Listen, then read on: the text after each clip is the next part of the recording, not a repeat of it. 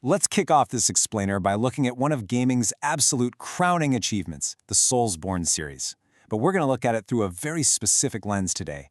We're diving into the fascinating and honestly sometimes hilarious juxtaposition between From Software's masterful, sweeping world-building and the harsh reality of how game mechanics can occasionally just completely undermine that very same narrative. It's this super delicate balance between storytelling and gameplay, and, when it breaks spectacularly. Okay, let's dive into this. Yes, indeed. The dark sign brands the undead. This is your fate. If you're a fan of the series, I bet you can hear that haunting music right now.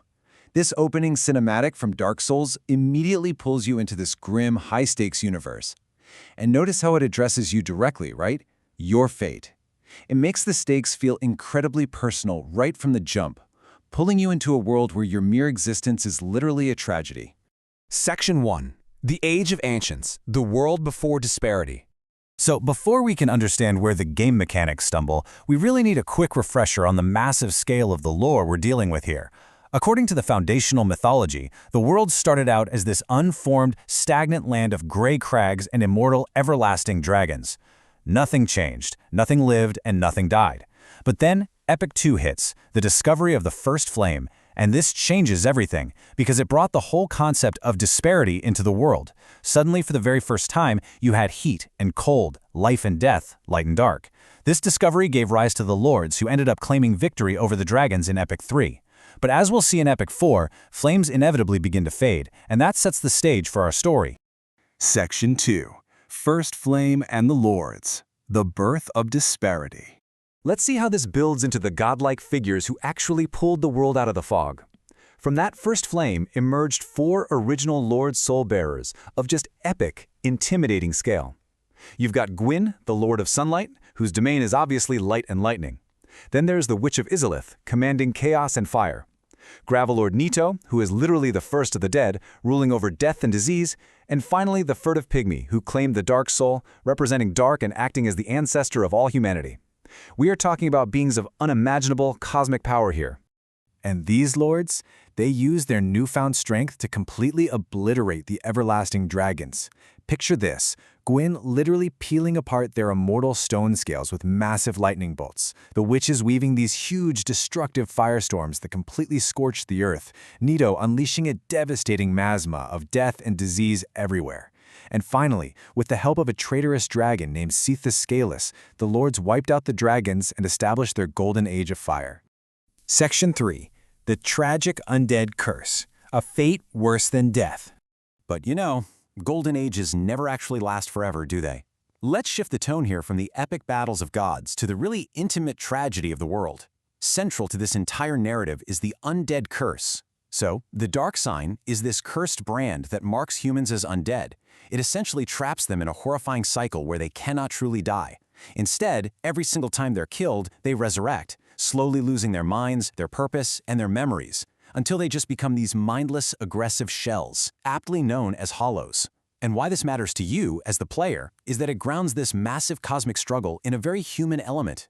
Going hollow is a fate entirely worse than death, and it is the agonizing reality your character is living day in and day out. Section 4. The Endless Cosmic Cycle, Linking the Fire. So, to stop this curse from spreading and to hold back the impending, terrifying Age of Dark, the world relies on an endless, desperate cosmic cycle. The solution they came up with? Finding a tremendously powerful soul to sacrifice to the first flame. The crucial point here is that this universe is built entirely on a foundation of agonizing sacrifice. Lord Gwyn literally offered himself up as fuel, burning alive for an entire age just to prolong the light. The desperation is absolute. The lore masterfully sets up a universe where you're just constantly surrounded by the weight of dying gods, inevitable curses, and these monumental sacrifices. Section 5. When lore meets gameplay. The Great Pivot.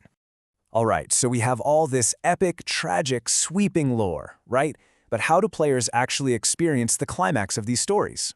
Almost always, it's through boss fights. And here is where we hit the great disconnect. On one hand, the narrative promises mythological lore, godlike lords, tragic curses, and grand cosmic cycles. But in reality, the game design can sometimes completely undermine that ambition with laughably easy mechanics, totally uninspired gimmicks, and battles that are literally over in 30 seconds. It can honestly be a massive case of narrative whiplash. Section 6. The Boss Fight Disconnect. The Hall of Shame. Let's dive into a little meta-analysis and look at some of the absolute worst-ranked Soulsborne bosses to see exactly where this illusion shatters. Now, what's really interesting here is the hilarious absurdity of these highly ranked failures. Take the Royal Rat Authority from Dark Souls 2, completely ruined by a toxic rat swarm gimmick. Or the Prowling Magus and Congregation, also from Dark Souls 2, just a bunch of pathetic zombies and stationary casters. Or how about the Celestial Emissary from Bloodborne, a totally unthreatening boss that just hides in a mob of smaller aliens. These encounters don't just frustrate players mechanically, they completely disrupt the game's majestic narrative flow and snap you right out of your immersion. Let's zoom in on Bloodborne's Celestial Emissary for a second, because this brilliantly illustrates a profound narrative failure. According to the lore, the Celestial Emissary is supposed to be the Healing Church's ultimate Great One creation, the absolute pinnacle of their horrific cosmic research. But the gameplay reality? It attacks incredibly slowly, hides behind embarrassingly weak henchmen, and is inexplicably weaker than a boss literally named the Living Failures. It completely lacks the intimidating presence its own lore absolutely demands. Then we have the Prowling Magus from Dark Souls 2. This entire encounter feels so incredibly random. So, the Magus was supposedly commissioned by Queen Nishandra to drain souls from spider refugees. Okay, pretty intriguing, right? But it leaves massive narrative questions completely unanswered. Why does the Magus team up with the refugees instead of draining them? Why hasn't he already done his job by the time you show up? And most importantly, for a boss tied to the Grand Queen, why on earth is it defeated at pinwheel speed in about 30 seconds? It feels entirely out of place and incredibly fragile, which completely undermines the threat of the entire area. Moving over to Elden Ring, Miranda the Blighted Bloom suffers from a totally different kind of disconnect. She's basically a giant poisonous flower banished to stuffy underground dungeons with absolutely zero narrative importance. She looks exactly like standard enemies you see everywhere else in the game. Plus, her entire mechanical threat relies on poison, but the poison mechanics in Elden Ring are incredibly weak compared to previous games in the series, so you're left with a boss that has no lore significance, whose main mechanical threat is practically useless, resulting in a completely pointless 30-second flailing match.